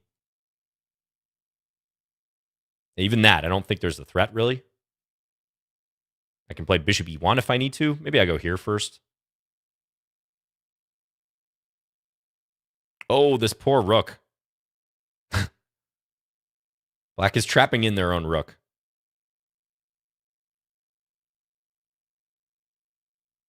Let's go attack it. Oh, man. Self-mummification there. My king is snug as a bug in a rug on g3. The knight can't participate. Check. All right. Queen here, maybe? And this is checkmate. Okay. V. Malone, thank you for the game. Yeah, I can see why you went for an attack. The thing is, you don't have any pawns like helping out in this attack. So it's just like a pure piece attack, which is always tough to pull off.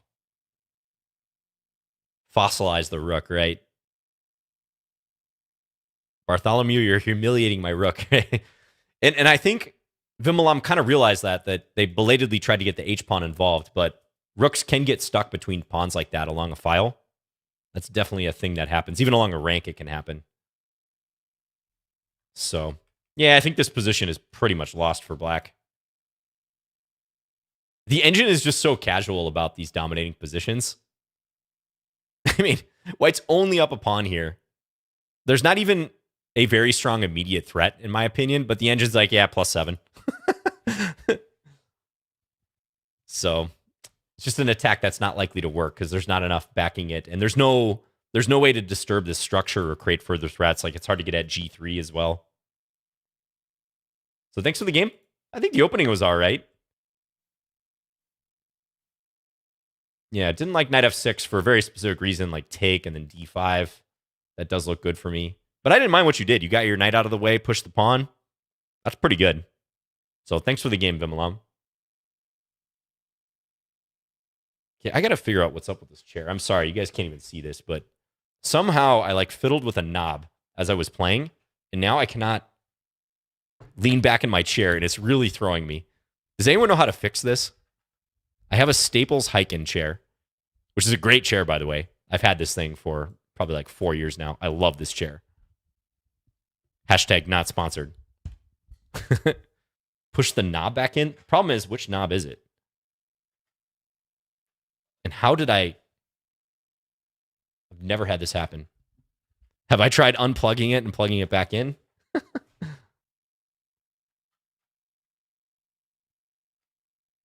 Oh, take back. All right. So normally I don't do take backs, but I will give a take back in this case. I think they're thinking of their standard moves and just got a little ahead of themselves. So go ahead, Liège, as I try to troubleshoot. Blow on the cartridge. It's sad that some of us are in the generation where that's like, you know what you're talking about with that, but the younger generation just has no concept of that whatsoever. Yeah, I don't know. I'm not going to mess with it too much. Oh, Liège just resigned after the take back. That's like the ultimate chivalric act in chess. They're like, you know what, sir, I was mistaken. That was impolite of me to ask for a take back. I lay down my sword. But yeah, we could have continued. I think if I were to speculate, you were probably getting ahead of yourself, and you know that bishop e7 is a necessary or often played component of this setup. You can also go bishop b4 in some cases, but probably just got a little ahead of yourself there. But okay, you can always challenge again. Well, I'm sure we'll play in the future if you tune in for Lichess plays. Nufabo, good luck. All right, what have I not played yet? Let's play e4, e5. Okay. I'm always torn in e4, e5 what to do. Let's play knight c6. No Petrov, no Stafford. I guess I'll just play normal. a6. I used to play this for black a little bit. Okay, now the rule is, as soon as white defends the e4 pawn, like with this is where black has to take seriously white playing bishop takes c6, followed by knight takes e5. So that does now become a thing. I'm going to go bishop c5. I'm going to set up a counter threat on f2. I don't think it'll even be relevant. Yeah, white doesn't play into it. But that was the plan there. Okay, now I'm going to go after that light square bishop. I'll show that line I was mentioning after the game, by the way. Oh, it doesn't need to be casual X Thrive unless the Lichess mods maybe change something. But you should be able to challenge me rated as well. But even if you were in the queue, it won't matter because there's no priority given to the order. Hello, No Joke Chess, by the way. I see you there. How's it going, buddy?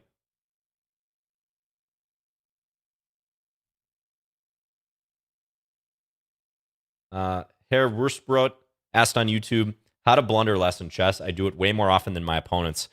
Yeah, it's a tough thing, man. It really is. You'll never escape blunders in chess. You can only hope to minimize them and develop an eye for them. And I would recommend checking out my Chess Fundamentals series. I talk about this a lot.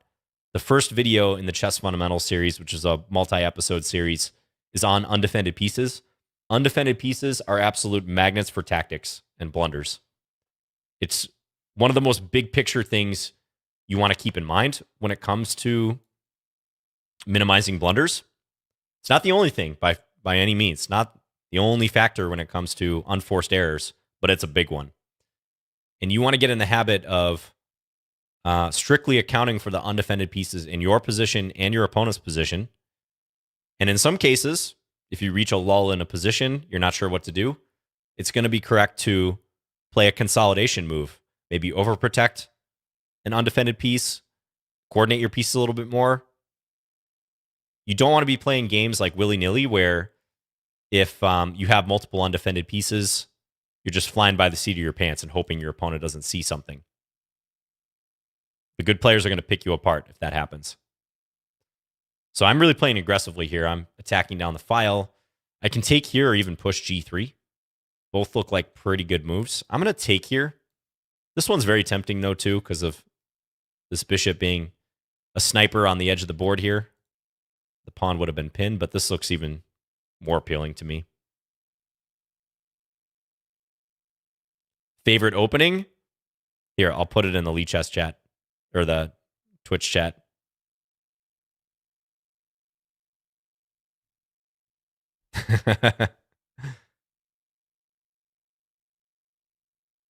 For you YouTube viewers, it's the Scandinavian Defense.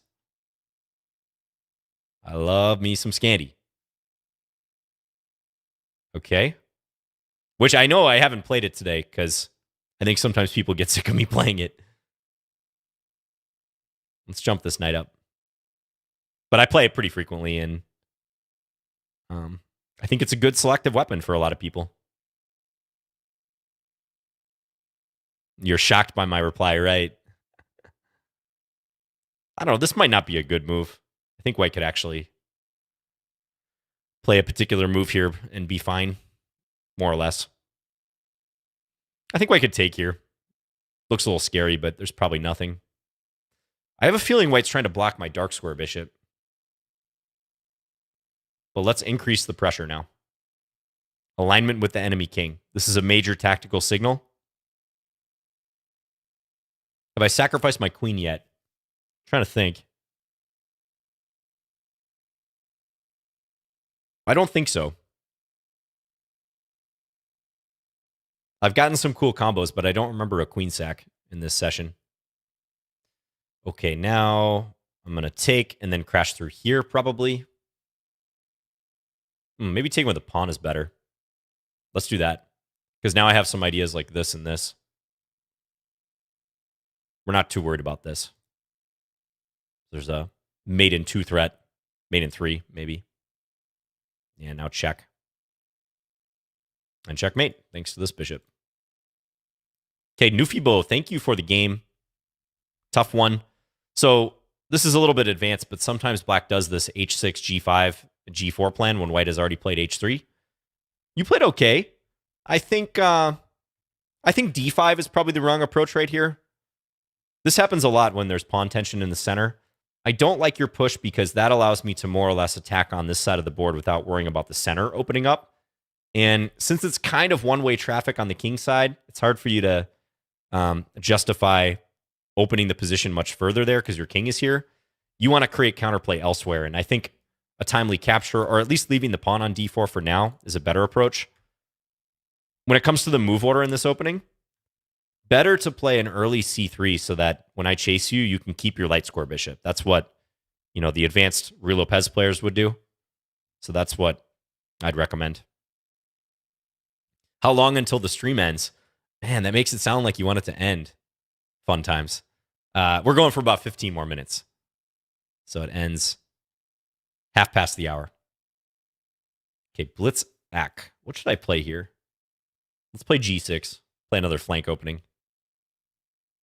The London system. Hello, Prof. I'm pretty close by to Edina.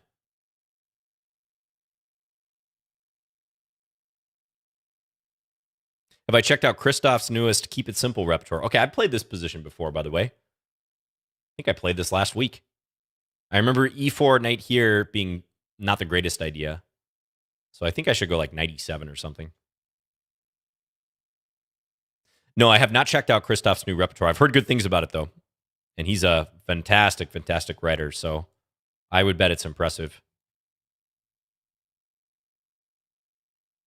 Ooh, okay. This is looking dangerous for white. Like this bishop, I'm eyeing it up. I want to trap it. I don't know if I will succeed, though. Here, there's always this. Let's start with knight c5. Hit this bishop.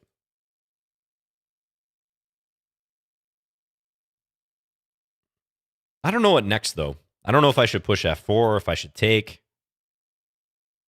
I kind of played knight c5 without a huge plan, which is not ideal.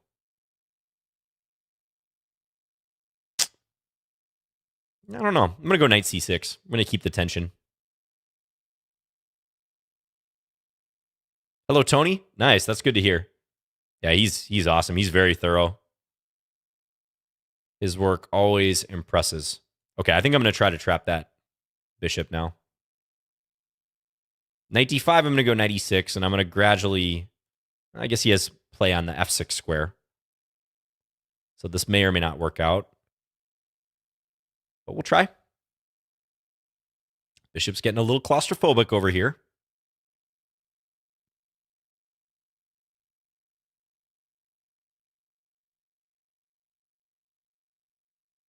Yeah, that is the Tony Rotella. That's right. In the flesh, he has a YouTube channel. I think he's a Lichess mod, or at least a contributor. And he's written a book. He wrote a book on the Kalashnikov Sicilian. It took him about approximately 2 decades to write. Just kidding, Tony. A little less than that. But he is a published author. It's a very good book.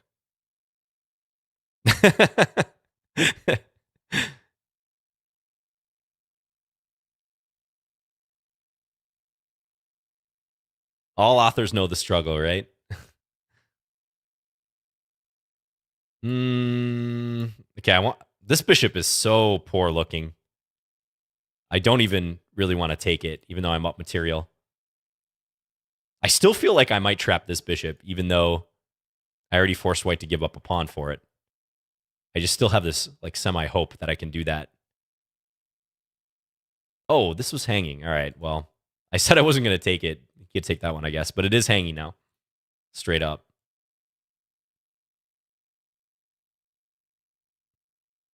Oh, hello, Nuketown. Says, I've been a John Stan since his ICC no camera videos. Yeah, that's some serious throwback stuff. I know some of you out there have played on the ICC, the Internet Chess Club. Oh, this is a unique double attack. If white took, I could take, and then the bishop and the knight would be under attack. Now this is a double attack. Oh, nasty fork right here. That wins a full rook. Okay. Thanks for the game, Blitzak. I think probably... Yeah, I think this whole line is like not the greatest. I believe when white does this... when black does this, you should probably keep the tension. And honestly, I'm a little skeptical of c4. People have played that against me, but I feel like that pawn does belong on c3, as happens in some of the conventional lines. But probably that position where you drop your bishop back to c2, this looks critical. Maybe I missed something good for black here. I guess in general, the engine just already likes black's position. But I was sort of encircling your bishop. Yeah, maybe you should play knight d5. That's the move I thought would be coming. I was thinking about going there to defend this. The engine thinks you might have some counterplay if you play this right. Bishop f6, okay, to maybe trade the bishop. Yeah, you might have to start looking at something to attempt to get out of this. 24-hour stream? Ooh, I don't think Lichess would allow that, nor have I ever attempted a 24-hour stream myself. Maybe someday, though. Okay, thanks for the game, Blitz. We're going to play a couple more games here. I got to figure out what I'm going to do for the final game. Ulf Karlberg. Do you guys have any suggestions? We used to do the Von Cloud Horsey game, but I think that's getting a little bit stale. And last time I tried a blitz game, a blindfold blitz game 3-0. That was really tough, I got to say. Spectator Watch just says Evans Gambit. Everyone's saying like blindfold. And he just says Evans Gambit.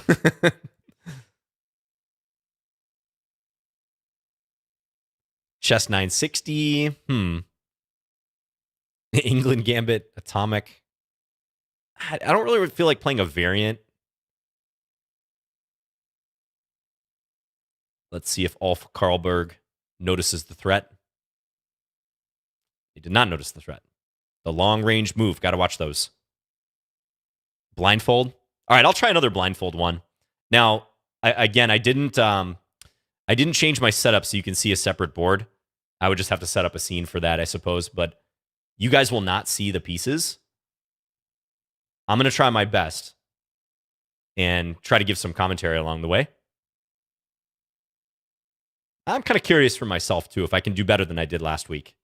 The position started getting hazy to me after about 20 moves last week. Mate threat. Ooh, check. Now White's got to go this way to keep the rook defended, but not looking good. It's more material. Now, is there a way I can maybe avoid taking the rook first, like queen e3, take? Nah, just take the rook. Oh, but then I go check here. Undefended pieces. Yeah, more material being lost for White.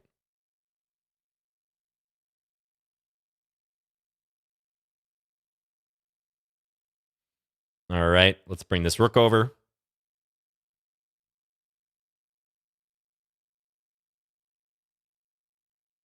Now, if White moves up to defend the knight, I could take and there would be a pin here. So White wisely moves the knight away. I think that's a good strategy. But the position's overwhelming. Let's give a check. Take this pawn. Would you ever consider doing a John and Viewers Arena tournament? You know, I've run a few like that in the past, but it's been a couple years. So maybe, yeah. They're kind of fun sometimes. Doing that or simuls. Yeah, 599 viewers. That's awesome. Yeah, thanks everyone for tuning in today. This is always fun. It's often the highlight of my week. We've got over 300 viewers on YouTube as well. So appreciate you all. Thanks, Axiom Fox. Make sure to consider supporting Lichess. You can get little wings next to your name if you become a patron. And for as little as, I think, $1 a month, you can support this awesome chess site. I feel like the In the Arms of the Angel. I feel like that song should start playing as I talk about supporting Lichess for as little as $1 a day. But Lichess doesn't make it a big deal. It's a very well-run site. So every little bit helps, but you know, they're not out there trying to scramble for donations. They have a lot of support.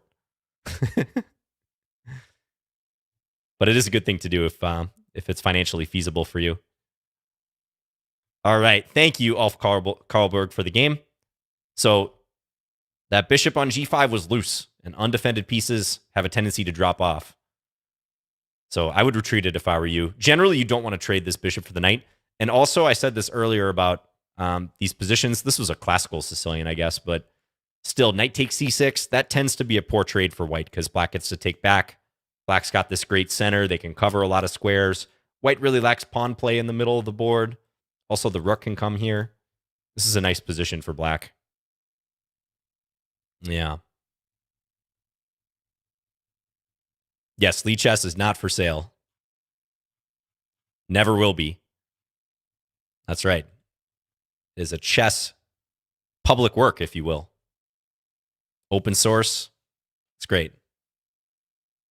Mark John says, for just $1 a day, the price of a cup of coffee, you can support free online chess. Yeah. It's great. I wonder how many patrons Lichess has. It's got to be quite a bit. All right, you guys ready for the final game?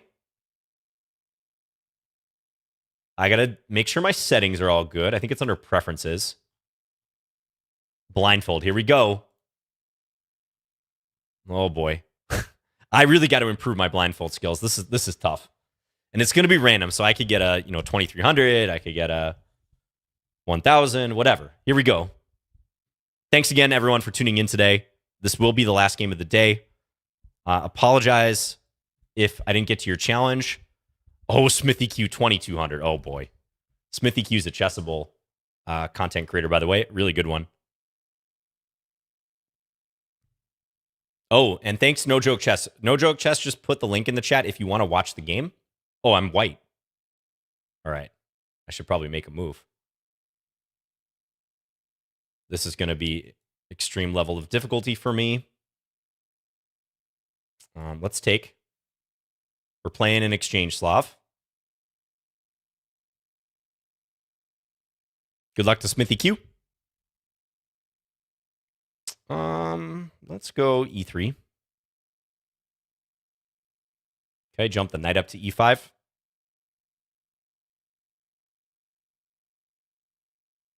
Takes, okay. Let's take with the bishop. Bishop D6. Is check good here? I'm going to go queen B3. Checking on A4 is kind of tempting too, though. I got to admit.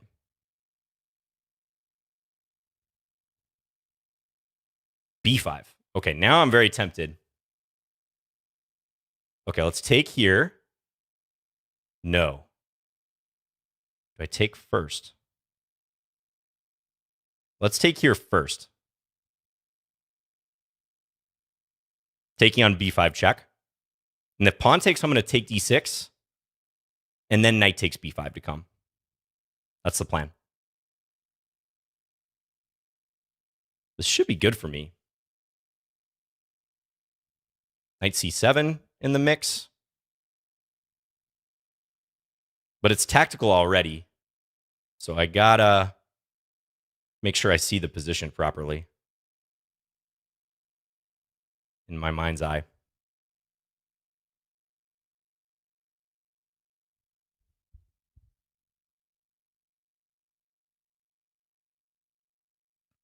Okay, queen D7. All right, so I can just check and go after C7, right?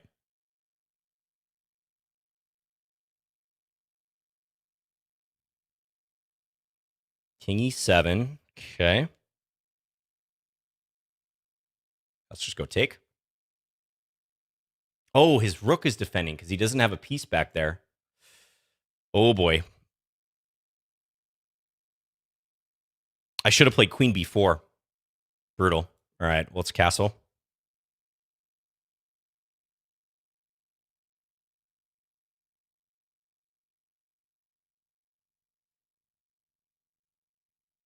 Guess I'll try to double up my rooks now.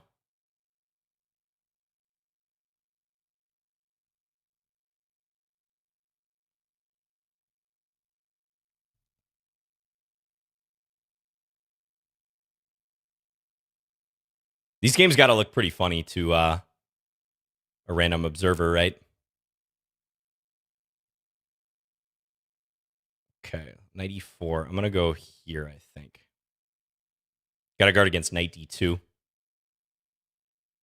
Knight D2 wasn't a threat. Place it back. Okay.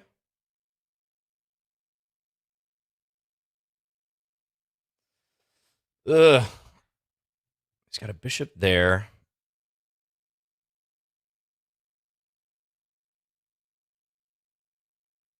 Okay, let's go F3.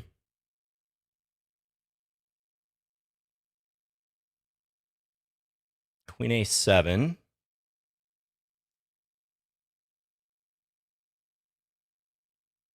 Go queen B4. Trying to pin him.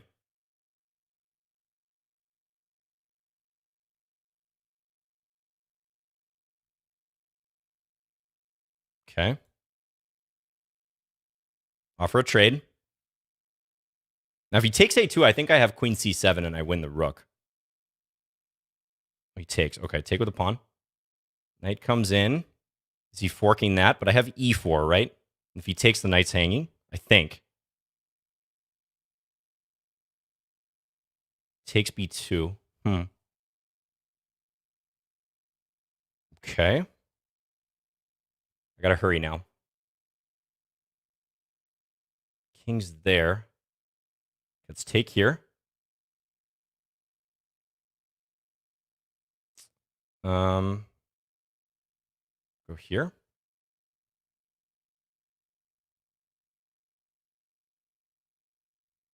We're in a rook ending now. Check.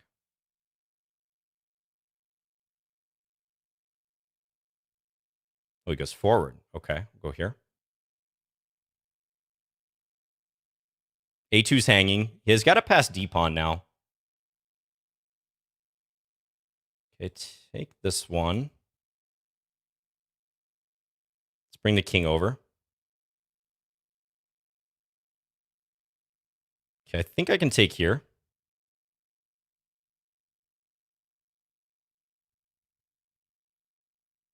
King d2. Let's push the h-pawn.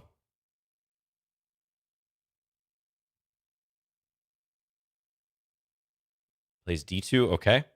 Yeah, I'm going to flag here.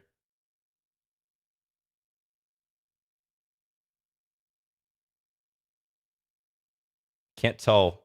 Where's my king at? Was he cutting my king off? I think this is a draw now, but I can't tell where I'm at. Oh, good game, Smithy Q. Ooh. Good game, good game. Is my king on g7? Yeah, king's on g7. You're checking. So I have a king here, pawn here. You're checking. Did you take my f-pawn? No, my f-pawn's long gone. So the only question is, do I still have a g-pawn remaining?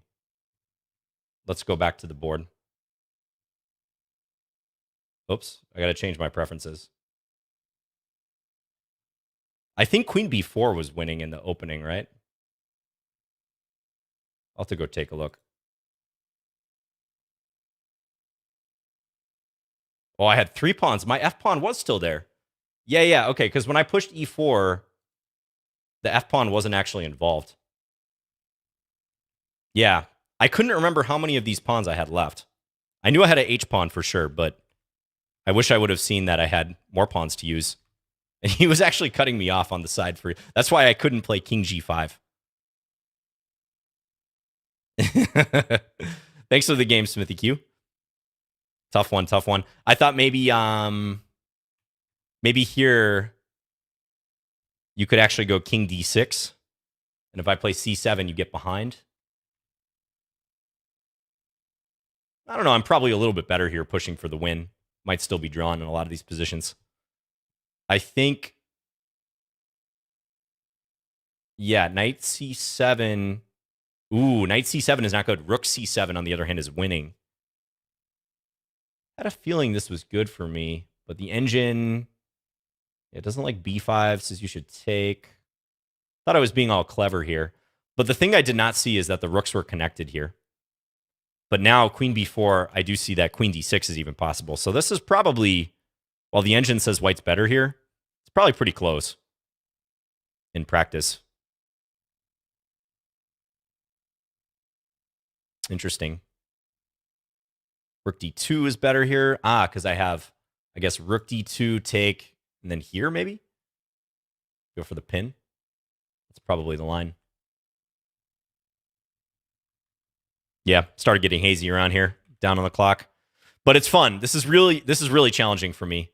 I know there's some streamers who can do this quite well and practice this a lot, but it's definitely playing blindfold blitz in particular is a muscle that if you don't train it, you're dead in the water. So the time aspect of it is the most challenging for me. Oh, yeah, of course. Yeah, I wouldn't expect you to play blindfold either. That would be wild. I know Daniel does play bullet at a 2800 a blindfold bullet at a 2800 level. It's crazy. Yeah, it looks like this is a draw later on in this ending. Maybe if I play super accurately here, I have some chances, but drawish wants the rook versus pawns. You do need very good working memory, indeed. Yep.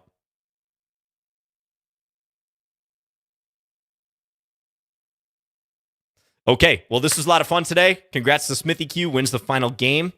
I'm going to try to figure out what happened to my chair. Good discussion today, everyone. This was really a good time. Again, apologies if I didn't get to your challenge. We're going to raid someone now. Thanks again to Lichess. Thanks for all the viewers, both on Twitch and YouTube. I'll probably be back next week. And you guys enjoy a solid week of chess. Best wishes in your games. Be well. Stay warm. We're going to raid Mr. Kusha Chess, it looks like. Thanks again to No Joke, by the way, for modding today. See you guys. Bye.